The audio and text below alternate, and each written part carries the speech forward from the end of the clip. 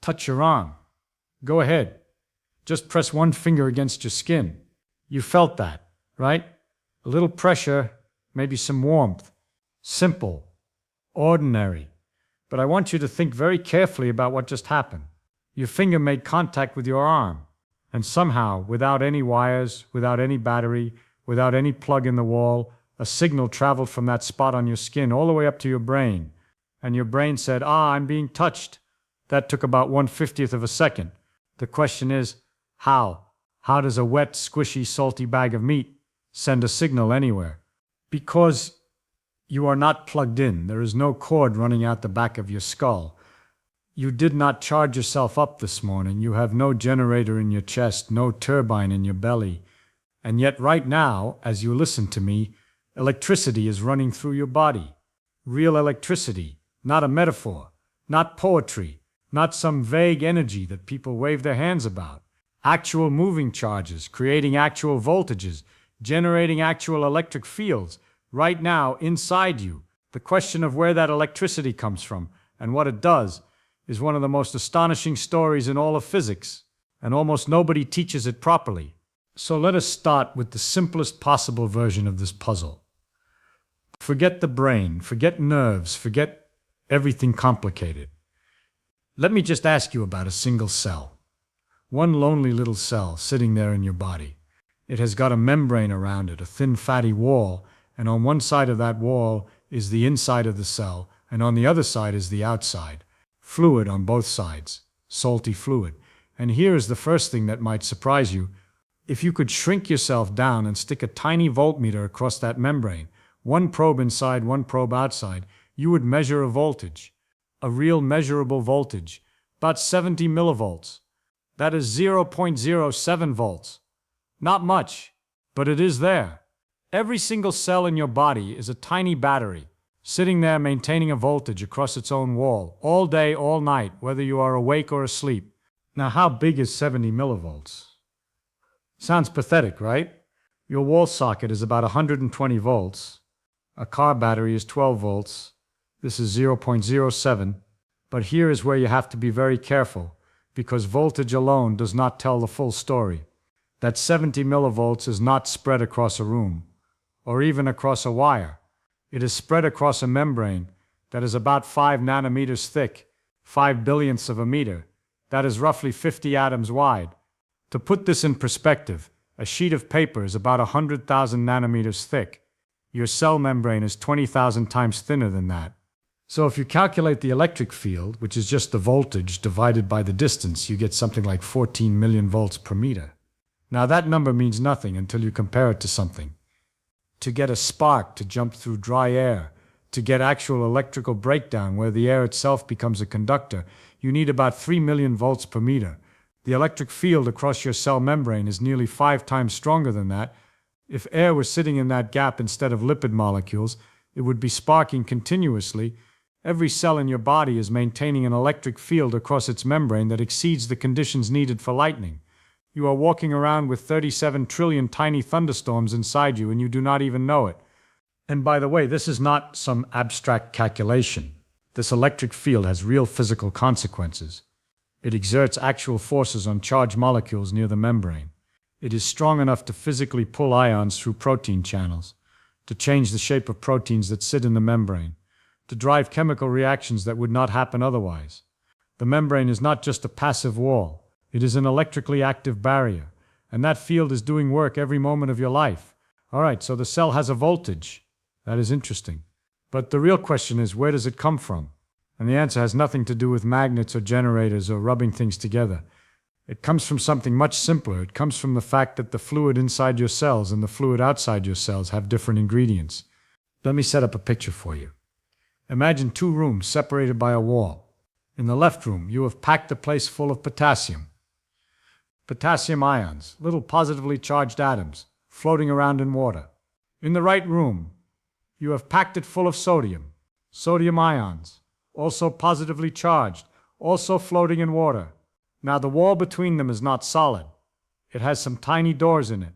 But here is the trick. The doors are picky. Some of them only let potassium through. Some only let sodium through, And most of the time, the potassium doors are cracked open just a little, and the sodium doors are mostly closed. This is, roughly speaking, your cell membrane. Inside the cell, lots of potassium. Outside the cell, lots of sodium. And the membrane has channels, little protein tunnels, that are very selective about which ion gets to pass. So what happens? Well, potassium can get through those slightly open doors, and it tends to drift from where there is a lot of it to where there is less. And that is just diffusion. Same reason a drop of ink spreads in a glass of water. Same reason you can smell dinner cooking from across the house. Molecules wander randomly, bumping into each other, zigzagging around. But when there are more of them on one side than the other, the random walk produces a net flow from crowded to empty. No force pushes them. No intelligence guides them. It is pure statistics, and yet it is one of the most reliable processes in all of physics. But here comes the catch, and it is a beautiful catch. Potassium is not a neutral molecule. It carries a positive electrical charge. Every time a potassium ion wanders out of the cell, it carries 1 unit of positive charge with it, and it leaves behind some negatively charged molecules, proteins mostly, big clunky molecules that are far too large to squeeze through the membrane channels.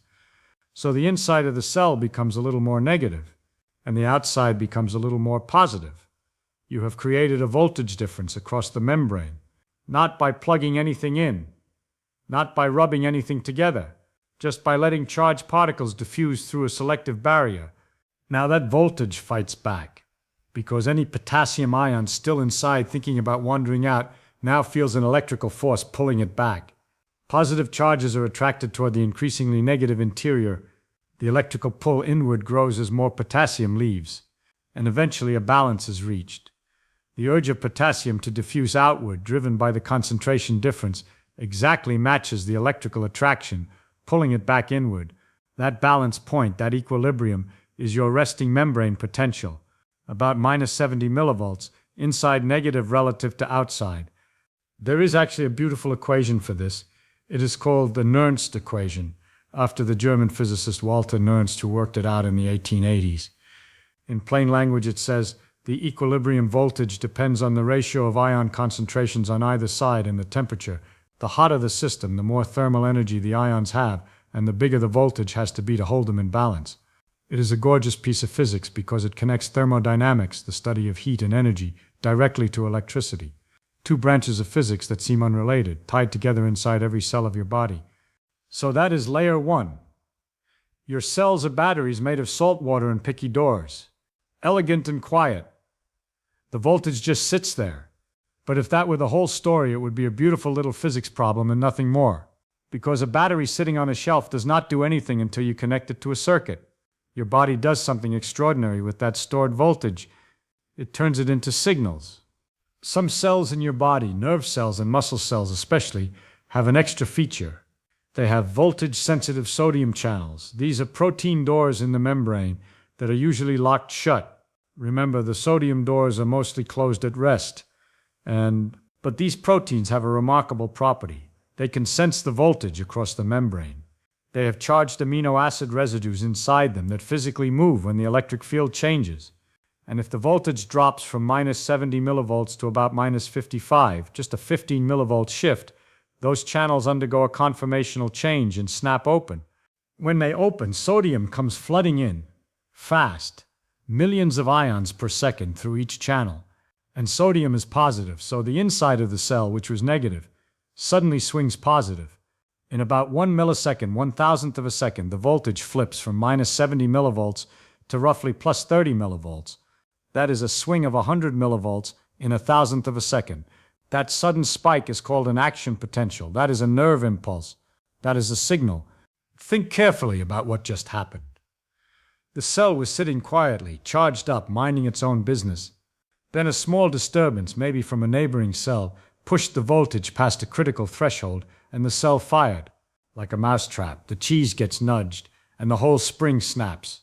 The important feature is the threshold. Below it, nothing happens. The cell just settles back to rest.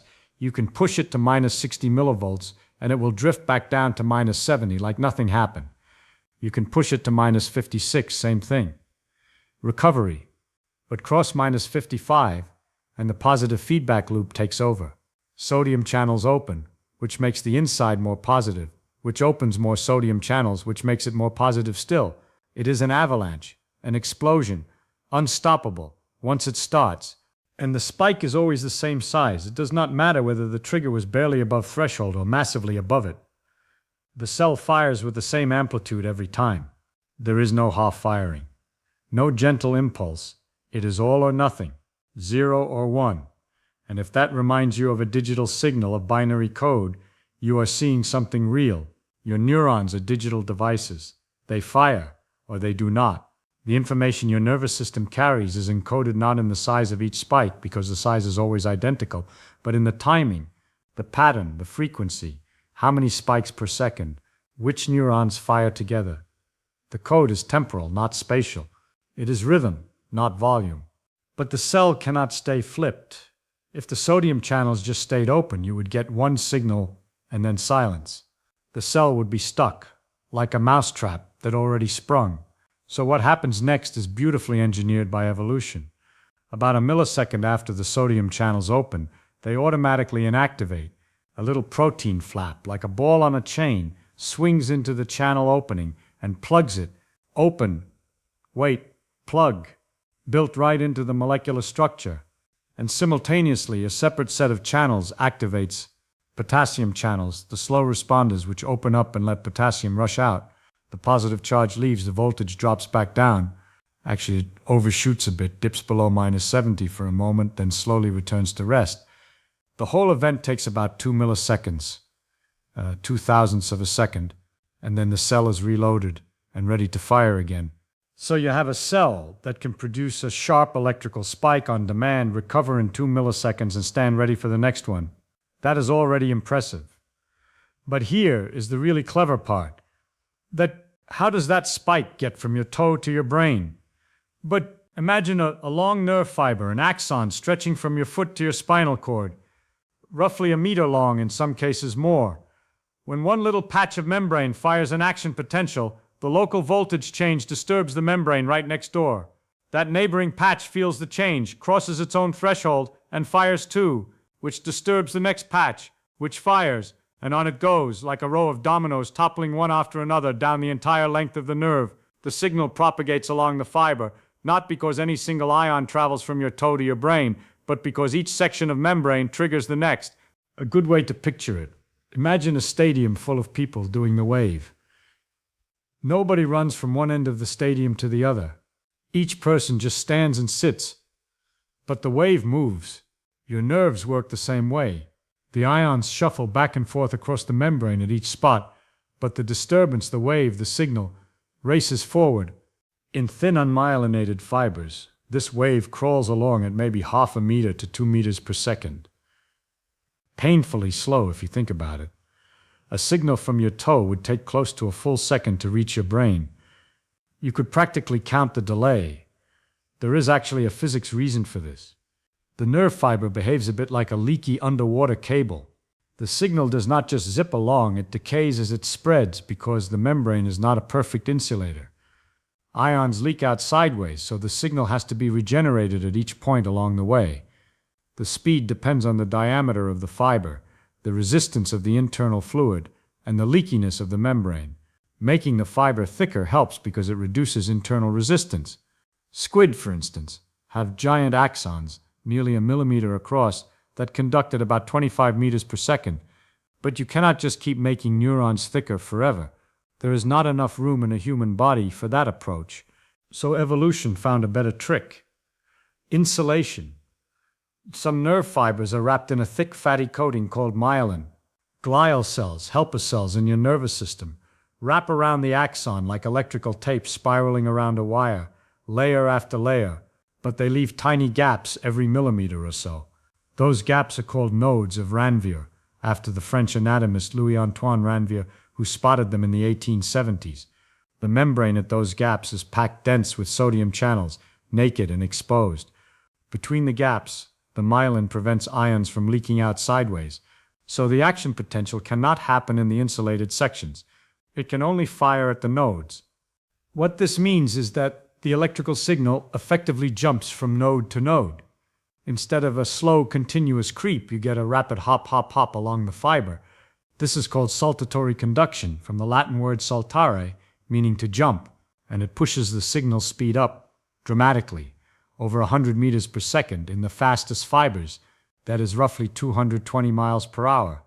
That is why when you step on something sharp, you know about it almost instantly, even though the signal has to travel from your foot through your spinal cord all the way to your brain. Let me pause and make sure the full picture is clear. You have trillions of cells, each maintaining its own voltage. Some of those cells, the neurons, can fire rapid electrical spikes that chain react along their fibers at astonishing speed. And those spikes are how your entire body talks to itself. Touch, pain, temperature, muscle commands, reflexes, balance, everything runs on action potentials traveling along nerve fibers. And then there is the heart. That muscular pump beats roughly 100,000 times a day. And every beat starts with electricity. There is a small cluster of cells in the upper right chamber, the sinoatrial node, and those cells are natural pacemakers. They do not wait for instructions from the brain. They slowly depolarize on their own, drifting toward threshold at a steady rate, and then they fire. When they fire, the action potential spreads across the heart muscle like a wave rippling across the surface of a pond. First, the upper chambers contract, pushing blood downward. Then the signal passes through a delay point, the atrioventricular node, which introduces a brief pause, maybe a tenth of a second, so the lower chambers have time to fill. Then the signal races through specialized conducting fibers, and the lower chambers squeeze powerfully, launching blood to your lungs and body. That is what a heartbeat is. A precisely timed electrical wave coordinating a muscular squeeze, and the whole thing happens without conscious thought. You do not decide to beat your heart. The pacemaker cells just do it cycle after cycle, roughly 70 times a minute at rest, over 100,000 times a day, about 2.5 billion times in a 70-year life. All electrical, all automatic. And this is why an electrocardiogram works. Those stickers on your chest at the doctor's office detect tiny voltages, just a few millivolts, reaching the skin surface as the electrical wave sweeps through your heart. Your heart's electricity is powerful enough to push through layers of muscle, fat, bone, and skin and still be detectable at the surface. The squiggly tracing on the monitor with its P-wave, QRS complex, and T-wave, each bump and dip represents a different phase of the electrical sweep. The P-wave is the upper chambers firing. The tall QRS spike is the massive lower chambers going off. The T-wave is recovery, the cells resetting for the next round. Doctors read that tracing the way a musician reads sheet music, listening for wrong notes, off rhythms, missing beats, signs that the electrical system has a fault. If the pacemaker misfires, or if a chunk of heart muscle is dead and cannot conduct, or if rogue electrical loops form and the signal starts going in circles, the ECG shows it. The electricity tells the story. Now here is something that makes me stop and stare at the wall for a while. Your brain uses this exact same mechanism, action potentials rippling through networks of neurons, to do everything it does. Not just controlling your muscles or registering pain, but thinking. Remembering, dreaming, falling in love, being afraid. Right now, billions of neurons in your brain are firing in complex overlapping patterns. Roughly 86 billion neurons, each connected to thousands of others, producing something like 100 trillion connections. And each of those connections can strengthen or weaken over time based on experience. That is how you learn. That is how you remember your mother's face or the melody of a song you have not heard in years. And somehow, those patterns of sodium and potassium ions flowing through protein channels give rise to the felt experience of consciousness, of awareness, of being someone who is having experiences. How does 100 millivolts spike become the color blue? How does a pattern of firing become the taste of strawberry? How does anything physical, no matter how complex, generate subjective experience? Nobody knows, not the physicists, not the biologists, not the philosophers. The machinery is absolutely physics. Ions, electric fields, membrane capacitance, channel kinetics, all governed by equations we can write down. The experience that rides on that machinery, the fact that there is something it is like to be you, remains perhaps the deepest mystery in all of science. We can map every circuit, record every spike, simulate the whole thing in a computer, and we still do not know why any of it feels like anything at all. But let me bring this back to something concrete, because there is one more layer that deserves attention. All of this, the resting voltage, the action potentials, the heartbeat, the thoughts, requires a continuous supply of energy. Remember the resting state: potassium slowly leaking out, a little sodium slowly sneaking in.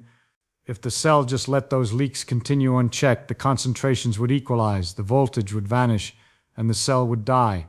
So the cell has to actively pump ions back where they belong, potassium back in, sodium back out, against their natural tendency. That is like pushing water uphill. It costs energy.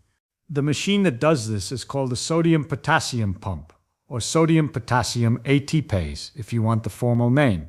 It is a protein sitting in the membrane that grabs 3 sodium ions from inside the cell and shoves them out, then grabs 2 potassium ions from outside and hauls them in. 3 out, 2 in, every cycle. And to do this, it cracks open one molecule of ATP, the universal energy currency of your body, extracting the energy stored in that molecule's chemical bonds. Your cells have millions of these pumps running constantly. They consume ATP at a ferocious rate. How ferocious? Estimates vary, but roughly 20 to 40% of all the energy your body uses at rest, just sitting quietly in a chair doing nothing, goes to running these ion pumps. In the brain, which is the most electrically active organ you have, it is even higher. The brain is only about 2% of your body weight, but it consumes roughly 20% of your total energy, and most of that goes to maintaining ion gradients and cleaning up after-action potentials. After a neuron fires, the sodium that rushed in and the potassium that rushed out have to be sorted back to their proper sides. Every spike creates a mess. The pumps clean it up, and that costs ATP, that costs calories, that costs a sandwich you ate for lunch. So a huge fraction of the food you eat, the oxygen you breathe, the calories you burn, goes not to heating your body or moving your muscles, but to keeping your cells electrically charged.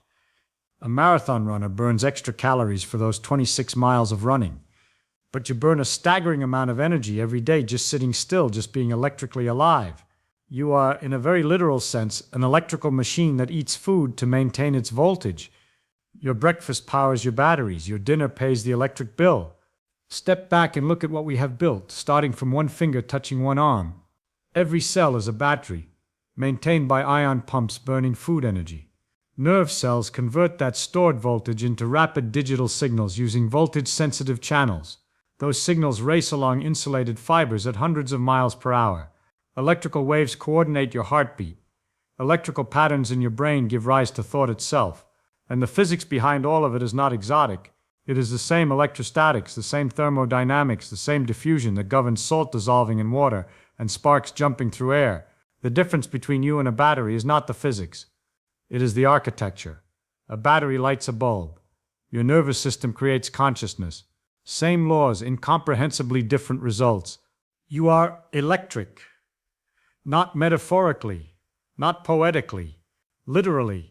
14 million volts per meter across every cell membrane in your body. Signals racing at 220 miles per hour along insulated fibers. A heart that beats 100,000 times a day because electricity sweeps through it in a coordinated wave. A brain that converts ion flux into memory, language, and love. And all of it powered by the food you eat, converted to ATP, spent by pumps that never rest, maintaining gradients that never stop, producing voltages that never go to zero until the moment you die.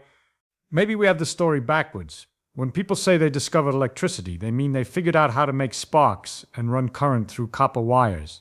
But electricity was running through living things for hundreds of millions of years before any human existed. The first nervous systems appeared over 500 million years ago. Fish, worms, insects, they all figured out the ion channel trick long before we figured out how to rub amber on fur. Maybe electricity is not something humans discovered and learned to exploit. Maybe electricity is what we are, and all our wires, circuits, generators, and power grids are just clumsy copies of something nature perfected in the deep ocean, in the dark, over unimaginable stretches of time. Tell me this, if your body runs on the same physics as a battery, what do you think is the most important difference between you and one?